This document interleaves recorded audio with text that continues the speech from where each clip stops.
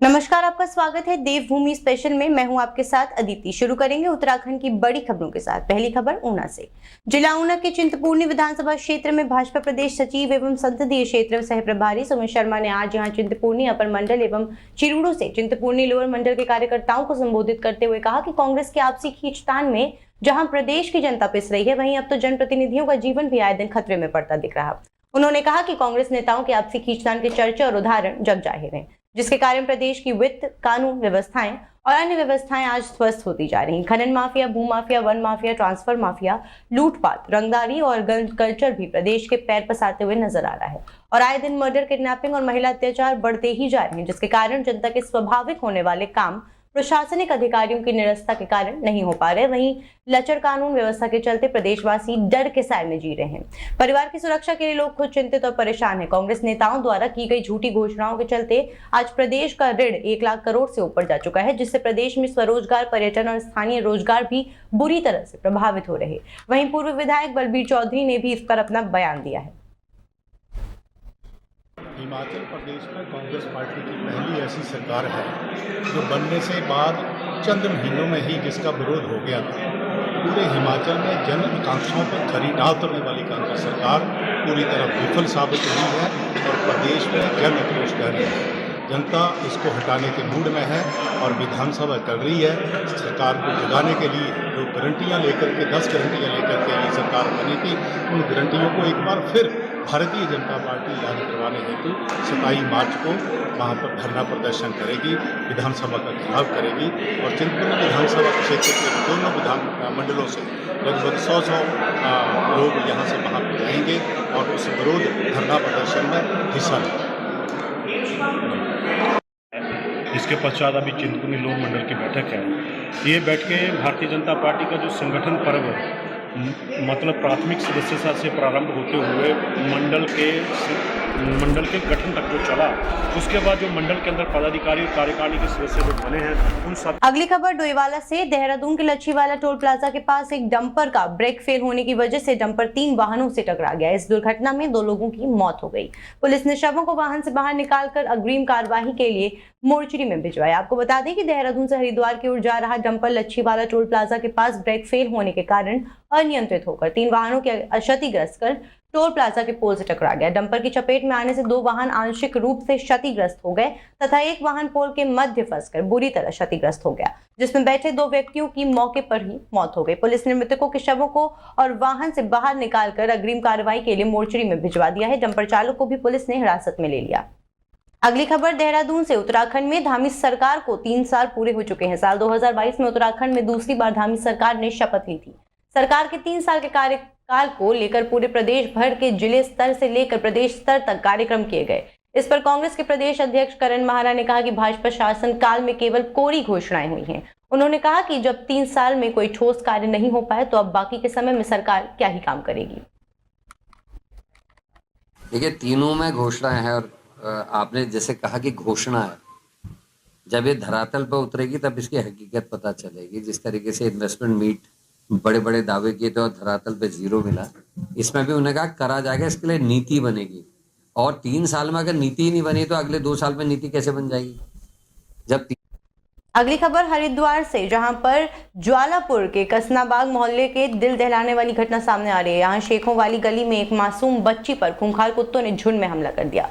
पूरी घटना इलाके में लगे सीसीटीवी कैमरे में कैद हो गई है, जिसमें कुत्तों को बच्ची पर बर्बरता से झपटते हुए देखा जा सकता है। बताया जा रहा है कि बच्ची जैसे ही घर से बाहर निकली, घात लगाए बैठे कुत्तों ने झुंड में उसे घेर लिया और उस पर हमला कर दिया। बच्ची के चीखने की आवाज सुनकर आसपास के लोग तुरंत मौके पर पहुंचे और किसी तरह कुत्तों को भगाया। गनीमत रही कि समय रहते लोगों ने बच्ची को बचा लिया, वरना हादसा और भी गंभीर हो सकता था। अगली खबर हरिद्वार से। उत्तराखंड सरकार द्वारा प्रदेश भर में अवैध रूप से संचालित मदरसों पर की जा रही कार्रवाई को लेकर संत समाज ने सरकार का खुले तौर पर समर्थन किया। शांभवी आश्रम के परमाध्यक्ष स्वामी आनंद स्वरूप ने इस पहल को सराहनीय बताते हुए कहा कि सरकार को इस मुहिम को सख्ती से जारी रखना चाहिए। स्वामी आनंद स्वरूप ने कहा कि अवैध मदरसे आतंकवाद की जननी बन रहे हैं और इन पर समय लगते रोक लगानी जरूरी है। उन्होंने ये भी कहा कि सरकार को सचेत करते हुए कि इस बार ये कार्रवाई अधूरी ना रहे और इसका हाल पहले की गई वेरिफिकेशन ड्राइव की तरह ना हो जो बीच में ही छोड़ दी गई थी। उन्होंने विपक्ष पर भी निशाना साधा और कहा कि कांग्रेस अब इस्लामिक पार्टी बन गई है। उन्होंने विशेष रूप से कांग्रेस नेता हरीश रावत को आड़े हाथों लेते हुए कहा कि उनका खुद का पैर कब्र में है, लेकिन वे मुस्लिम तुष्टीकरण की राजनीति में लिप्त हैं और प्रदेश के भविष्य के खतरे को नजरअंदाज कर रहे हैं। देखिए क्या है कि उत्तराखंड की स्थिति अति भयावह है। मैं आज 3 साल से लगातार चिल्ला रहा हूं कि उत्तराखंड कश्मीर होता जा रहा है। अब माननीय मुख्यमंत्री जी पता नहीं किसमें मस्त हैं, कभी कभी उठ जाते हैं। पिछली बार जो वेरिफिकेशन ड्राइव हुआ वही कंप्लीट नहीं हुआ। लगभग यहाँ पे 5 लाख से ऊपर रोहिंग्या मुसलमान रह रहे हैं। अगली खबर हरिद्वार से। हरिद्वार पुलिस ने शहर में नो पार्किंग अभियान का आगाज कर दिया है। चारधाम यात्रा और वीकेंड पर उमड़ने वाली भीड़ को देखते हुए ट्रैफिक व्यवस्था सुधारने के लिए एसएसपी प्रेमंद डोभाल के निर्देश पर यह सख्त कदम उठाया गया है। रानीपुर क्षेत्र में यातायात पुलिस ने नियमों का पालन करते हुए एक पुलिसकर्मी की कार को क्लैंपिंग कर उसका चालान काट दिया है। पुलिस का साफ संदेश है कि नियम सबके लिए बराबर है। नो पार्किंग जोन में खड़े वाहनों को क्लैंपिंग और टोइंग करके किया जाएगा। अगली खबर उत्तरकाशी से। कांग्रेस जिलाध्यक्ष मनीष राणा ने भाजपा सरकार के 3 साल के जश्न पर सवाल खड़े किए। उन्होंने कहा कि भाजपा का 3 साल 8 साल का कार्यकाल हो चुका है जो पूरी तरह से निराशाजनक रहा है। आज कांग्रेस कार्यकाल में कांग्रेस जिलाध्यक्ष मनीष राणा ने पत्रकारों को संबोधित करते हुए कहा कि भाजपा शासन में संविधान खतरे में। उन्होंने ये भी कहा कि जिला प्रशासन पर मैं सवाल खड़े करता हूं कि अधिकारी भी भाजपा के एजेंट की तरह कार्य कर रहे हैं। और उन्होंने कहा कि सरकार की 3 वर्ष के उपलक्ष्य में लगाए गए बहुउद्देशीय शिविर में असंवैधानिक रूप से जिला प्रशासन द्वारा भाजपा के मंडल अध्यक्षों को शिविर में समिति का सदस्य बनाया जा रहा है जो कि असंवैधानिक है। जबकि ग्राम समस्याओं में भी चुने गए प्रतिनिधि जो कि प्रशासन के रूप में कार्यकाल कर रहे हैं उन्हें समिति का सदस्य बनाया जा सकता था। ग्राम सभाओं में शिविर में भाजपा के झंडे लगी हुई गाड़ियों में लाया जा रहा है जिससे पता चलता है कि सरकारी धन का कितना दुरुपयोग हो रहा। मैं समस्त पत्रकार साथियों का तहे दिल से धन्यवाद करता हूं कि आप इस पत्रकार वार्ता में पहुंचे। देखिए, विशेषतर आप सब इस बात को जानते हैं कि कल भाजपा सरकार ने अपने 3 साल बेमिसाल का कार्यक्रम किया, जबकि भाजपा सरकार को इस उत्तराखंड में 8 साल हो चुके हैं और 8 साल की क्या उनकी उपलब्धियां हम उनसे सवाल कर रहे हैं। आज बढ़ती बेरोजगारी एक बहुत बड़ा उनके सामने प्रश्न चिन्ह खड़ा करता है। आप सब जानते हैं नेटवर्क व्यवस्थाएं ठप पड़ी हुई हैं।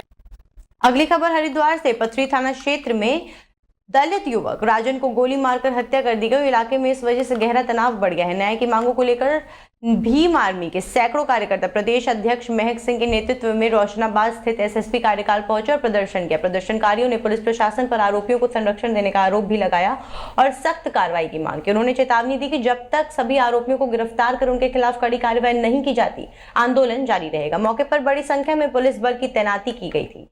एसएसपी कार्यकाल के बाहर भीम आर्मी के कार्यकर्ताओं ने नारेबाजी की और दोषियों को फांसी देने की मांग उठाई। भीम आर्मी प्रदेश अध्यक्ष महक सिंह ने कहा कि दलित समाज के लोगों के साथ हो रहे अत्याचारों को किसी भी कीमत पर बर्दाश्त नहीं किया जाएगा। आज हम अगर एसएसपी ऑफिस पहुंचे हैं तो ये हमारी मजबूरी है। प्रशासन ने किस प्रकार से हमें 36 घंटे का समय दिया था, फिर भी हमारे सहयोगी साथियों ने जितने भी दल के साथी वहां पर पहुंचे थे उन्होंने अपनी तरफ से 48 घंटे का समय दिया था, लेकिन 48 घंटे तो छोड़िए, आज पूरे 8 दिन हो चुके हैं। घटना में जितने भी लोग शामिल हैं, झुंड बनाकर उस साथी को मारा गया, पीटा गया और आखिरी टाइम पर उसे गोली मारी गई और गोली मारकर वो झुंड वहां से निकल जाता है। झुंड में जितने भी लोग शामिल थे, अब तक 6 लोगों को अरेस्ट किया गया है। बाकी के 6 लोग जो तहरीर के आधार पर मुकदमे में नामजद हैं, उन्हें अब तक किसी भी प्रकार से। अगली खबर देहरादून से। उत्तराखंड में क्रिकेट और पर्यटन को बढ़ावा देने के लिए लगातार सकारात्मक प्रयास किए जा रहे हैं। क्रिकेट एसोसिएशन ऑफ उत्तराखंड को BCCI Challengers multi tournament trophy की मेजबानी का अवसर मिला है। ये टूर्नामेंट आज से देहरादून के अभिमन्यु क्रिकेट स्टेडियम और राजीव गांधी अंतर्राष्ट्रीय क्रिकेट स्टेडियम रायपुर से शुरू होगा। क्रिकेट एसोसिएशन ऑफ उत्तराखंड के सचिव महिम वर्मा ने कहा कि यह आज से 8 अप्रैल तक आयोजित होगा, जिसमें स्मृति मंधना, जेमी रोड्रिग्स और हरमनप्रीत कौर जैसे दिग्गज खिलाड़ी भी शामिल होंगे। महिला क्रिकेट में रेड बॉल की वापसी एक नई शुरुआत है जो महिला खिलाड़ियों को बेहतर मौका प्रदान करेगी। आज की जो प्रेस कॉन्फ्रेंस है मेनली हमारा जो है फोकस वो वुमेन्स चैलेंजर को है और जो राज सिंह दुबे क्रिकेट है जोड़े क्रिकेट उसके लिए था। ये चैलेंजर वुमेन्स जो है बहुत बड़ा इवेंट है। ऑलमोस्ट इंडिया की सारी प्लेयर्स यहाँ आ रखी है। ये 25 से और 8 अप्रैल तक खेला जाएगा। 25 मार्च से 8 अप्रैल तक खेला जाएगा और अभिमन्यु राजीव गांधी में खेला जाएंगे। मल्टी डे क्रिकेट टूर्नामेंट है ये। इसके बाद जस्ट 20 अप्रैल से जो है वो अंडर 14 चालू हो जाएगा रासिंग दुर्ग। अगली खबर हरिद्वार से। हरिद्वार जिले के लक्सर में 11वीं क्लास के छात्र का एक गजब कारनामा सामने आया। यहाँ छात्र देसी तमंचा लेकर एग्जाम हॉल में पहुंच गया। 17 वर्षीय नाबालिग छात्र के बैग से चेकिंग के दौरान जब तमंचा मिला तो स्कूल में हड़कंप मच गया। घटना लक्सर स्थित किसान विद्यालय इंटर कॉलेज की है। कॉलेज में कक्षा 9 से 11 की परीक्षाएं चल रही थी। शनिवार को 11वीं का एक छात्र के बैग में चेकिंग की गई तो उसमें तमंचा मिला। छात्र के बैग से तमंचा मिलते ही इसकी जानकारी पुलिस को दे दी गई। इंटर कॉलेज के सहायक अध्यापक प्रमोद कुमार की तहरीर पर लक्सर कोतवाली में मुकदमा भी दर्ज किया गया। पुलिस ने नाबालिग छात्र के परिजनों को सौंप दिया है। छात्र को तमंचा कहां से मिला, पुलिस अभी फिलहाल इसकी जांच कर रही है।